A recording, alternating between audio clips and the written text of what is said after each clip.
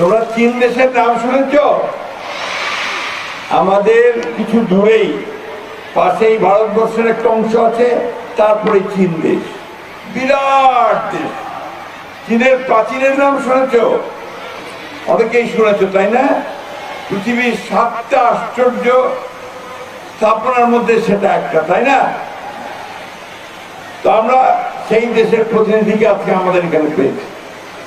আমরা তার কাছে কৃতজ্ঞ, তিনি আমাদের বাচ্চাদের জন্য, স্কুলের বাচ্চাদের জন্য এই উপহারটি, ব্যাগটি আমাদের দিয়েছেন। তার মধ্যে রঙের পেন্সিল আছে, পেন্সিল আছে, আরো কি কি আছে আমি ঠিক পুরোটা জানিও না।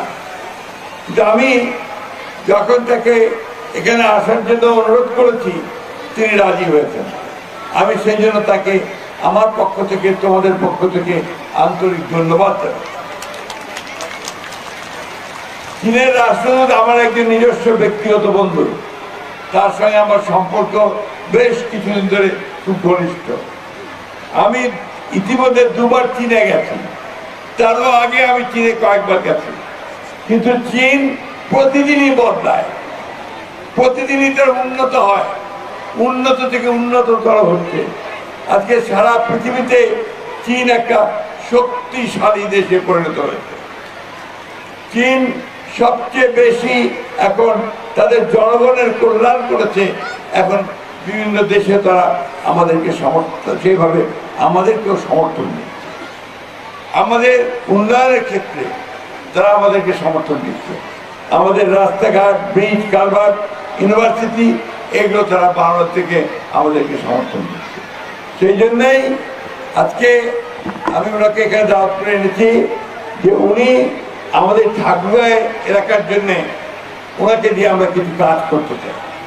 সেই কাজগুলোর মধ্যে হচ্ছে আমাদের এখানে আমরা শিল্প কলকারখানা তৈরি করতে চাই।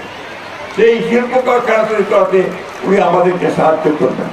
উনি কথা দিয়েছেন যে আগামী 2-1 মাসের মধ্যেই তিনি এখানে চীনা প্রতিনিধিদের পাঠাবেন, যারা এই অঞ্চলে শিল্প কারখানা তৈরি করার উদ্যোগ গ্রহণ করবে আমাদের ব্যবসায়ীদের সঙ্গে। প্রিয় ছেলেমেয়েরা এবং প্রিয় ভাই বোনেরা, যারা গার্জিয়ানস আছেন, যারা এখানে অভিভাবক আছেন, আপনারা সবসময় মনে রাখবেন যে কোনো জাতি কখনো এমনি এমনি উন্নত হতে পারে না। আজকে চীন যে উন্নত হয়েছে, তার নিজের চেষ্টায় উন্নত হয়েছে। তার ছেলে মেয়েদের লেখাপড়া শিখে এবং আরো বেশি করে কাজ করে তার উন্নত হয়েছে। আমাদের বর্তমান প্রধানমন্ত্রীর নাম জানো তোমরা? বড় তো প্রধানমন্ত্রীর নাম কে? জোরে বলো। তিনিও বলেছেন তিনি শিশুদের সঙ্গে কাজ করতে চান, শিশুদেরকে আরো বেশি লেখাপড়া শেখাতে চান, তাদেরকে উন্নত করতে চান। এই জন্য তিনি কতগুলো কাজ হাতে নিয়েছেন। একটা হচ্ছে তাদেরকে লেখাপড়ার সঙ্গে সঙ্গে তিনি বলেছেন সমস্ত বাচ্চাদেরকে তিনি ইউনিফর্ম দেবেন, আবার কিটস দেবেন, এবং বাচ্চারা যেন প্রতিযোগিতা করে টিকে থাকতে পারে সেই প্রশিক্ষণ তিনি তাদেরকে দেবেন। খেলাধুলা, কালচারাল অ্যাক্টিভিটি সব তিনি করবেন। আমি তোমাদের বেশি সময় নেব না, তোমরা অনেকক্ষণ ধরে এখানে বসে থেকেছ, এখানে অনেক গরম, সেজন্য আমি আর বক্তব্য বাড়াচ্ছি না। আমি শুধু এইটুকু বলতে চাই আমাদের শিক্ষক শিক্ষিকা যারা আছেন তাদের উদ্দেশ্যে যে আপনারা আপনাদের স্কুলের বাচ্চাদেরকে সেইভাবে তৈরি করবেন যেন তারা বড় হয়ে দেশের জন্য কাজ করতে পারে, দেশের জন্য তারা সম্পদ হতে পারে, সেভাবে কাজ করবেন। বাচ্চারা সেভাবে কাজ করবে। আমাদের সবসময় মনে রাখতে হবে যে আমাদের নিজের পায়ে নিজেদের দাঁড়াতে হবে, তারই আমরা শুধু সামনের দিকে এগিয়ে যেতে পারবো। আপনারা ইতিমধ্যেই আমাদের তারেক রহমান সাহেবের সরকার গঠনের পরে ঠাকুরগাঁ ইতিমধ্যে আমরা একটা বিশ্ববিদ্যালয়ের অনুমতি পেয়েছি। এই বিশ্ববিদ্যালয়টির কাজ শুরু হয়ে গেছে। আমরা একটা মেডিকেল কলেজের অনুমতি পেয়েছি। ইনশাআল্লাহ এই মেডিকেল কলেজের কাজও আমাদের ইতিমধ্যে শুরু হবে। সেই কারণে আমরা যেন দ্রুত আমাদের অন্যান্য কাজগুলো করতে পারি, সেই ব্যবস্থাগুলো আমরা নিতে পারবো।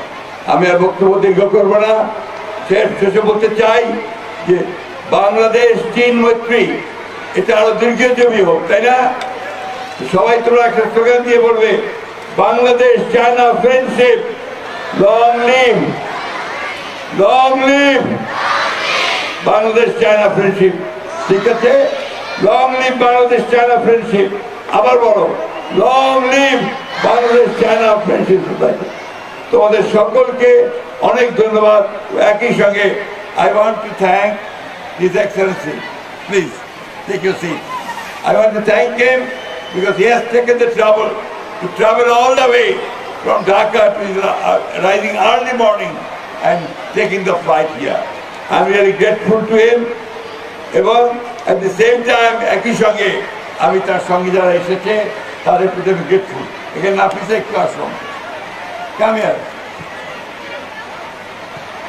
নাফিসা হচ্ছে আমার খুব প্রিয় একজন মেয়ে। সে চীনের মেয়ে, সে এখানে ঢাকা বিশ্ববিদ্যালয়ে পড়ে এবং আমাদের সঙ্গে সেই বাংলা শিখে আমাদের কাজ করে, আমাদেরকে শেখায়। আমি তাকেও ধন্যবাদ জানাচ্ছি, তার সফর সঙ্গীকেও আমি আন্তরিক ধন্যবাদ জানাচ্ছি। সকলকে আমি আন্তরিক ধন্যবাদ জানিয়ে আবারও সকলের কোঅপারেশন চেয়ে, সহযোগিতা চেয়ে বক্তব্য শেষ করছি। সিএ ঠিক আছে। চীনা ভাষায় ধন্যবাদ হচ্ছে সিএ। সবাইকে ধন্যবাদ। তোমরা একটু জোরে সিএ বলো। ধন্যবাদ। আসসালামু আলাইকুম। হিন্দু ভাই বোনদেরকে আদাব, নমস্কার।